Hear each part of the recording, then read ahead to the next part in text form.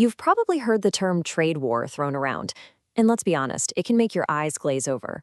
But don't worry, we're going to break down this whole complicated mess, not with a bunch of charts, but with a simple story about monkeys. So, really, what do monkeys and global trade have in common?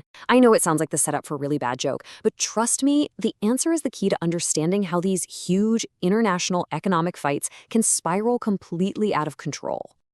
All right, let's set the scene. Our story begins in two very different but very happy lands. So, say hello to Monkeyland and Banana Land.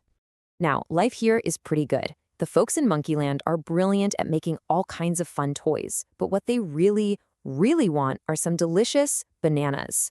And over in Banana Land, well, they grow the absolute best bananas you've ever tasted. But their citizens just love the toys from Monkeyland. It's a perfect match. They trade, everybody gets what they want, and everything's peaceful. But then, one day, a new idea starts floating around Monkeyland. An idea that's, well, it's about to shake things up. It all starts with a simple new fee. A tax on bananas. And to do this, they have a special tool. You could almost call it a weapon of choice. In the real world, we call this a tariff. But for our story, just think of it as a service fee that one land charges on stuff coming in from another. The whole goal? To make those imported goods more expensive. And that's exactly what Monkeyland does. The government announces that every single banana coming from Banana Land is now going to have a 10% service fee tacked onto its price. Now, you can probably imagine, Banana Land is not happy about this. Not at all. All of a sudden, their bananas cost more, and they feel like they're being treated unfairly. So they decide it's time to respond. It's time to hit back. So, if Monkeyland is going to put a 10% tax on their bananas, Banana Land decides to retaliate with an even bigger tax. They go ahead and slap a 15% fee on all those fun toys coming from Monkeyland. The message is crystal clear. You hit us, we're going to hit you back, but harder. And this right here is how it starts. You see the pattern? One side puts on a tax. The other side hits back, usually with a bigger one. Then the first side feels like it has to respond again, striking back even harder. It just becomes this vicious cycle that keeps on escalating. And this is where our simple little disagreement starts to get really, really messy. This is when things just get totally out of hand.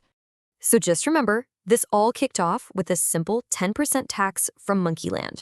But after Banana Land hit back, Monkeyland gets angry and jacks up their banana tax to a whopping 25%.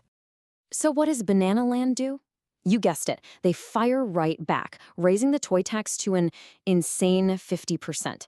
Suddenly, no one's backing down, and the taxes are just spiraling completely out of control. This chaotic, escalating tit-for-tat economic brawl, it actually has a name. Welcome to guerrilla warfare. And this is the moment our little story connects to the real world.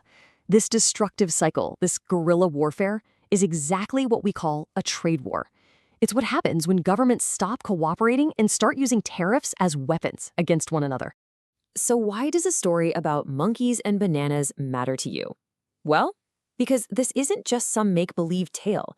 This is a pattern that has very real consequences for all of us. So let's just do a quick recap. That service fee, that's a tariff. Hitting back harder, that's retaliation. And that endless, angry cycle they get stuck in, that, my friends, is a trade war. Our simple little story shows exactly how real governments can get locked into these damaging fights, making everything more expensive for everyone involved. And that brings us to the most important question of all. When the governments of Monkeyland and Banana Land are locked in guerrilla warfare, it isn't the politicians who end up paying for those more expensive bananas and toys. So who does? Who really pays the price? It's something to think about.